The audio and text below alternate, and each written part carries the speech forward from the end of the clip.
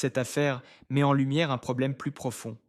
Notre monde trace souvent des lignes invisibles entre ceux qui sont accueillis et ceux qui sont rejetés. Et le langage est l'un des outils qu'il utilise. Jean-Paul Sartre a écrit un jour: l'enfer, c'est les autres. Mais peut-être que ce qui est vraiment infernal, c'est quand les autres utilisent de nos propres voix contre nous. Frantz Fanon, philosophe et penseur anticolonialiste, a profondément compris cela.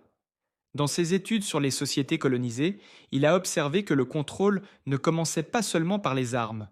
Il débutait par l'effacement des langues natives. Les colonisateurs interdisaient les langues indigènes pour les remplacer par les leurs, remodelant la manière dont les gens parlaient afin de les déconnecter de leurs racines. Cette tactique s'est répétée à travers l'histoire. Sous l'apartheid en Afrique du Sud, durant la dictature de Franco en Espagne, où le catalan et le basque étaient réprimés. À maintes reprises, quand ceux qui détiennent le pouvoir veulent te dominer, leur premier geste est souvent de faire taire les voix du peuple. Mais si prendre la parole était en soi un acte de rébellion, la philosophe Judith Butler explore l'idée que le langage ne se contente pas de nous décrire. Il nous crée.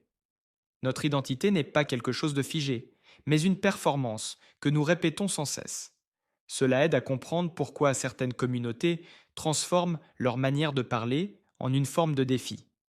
Pensez à la façon dont le rap a transformé des dialectes marginalisés en puissantes expressions de résistance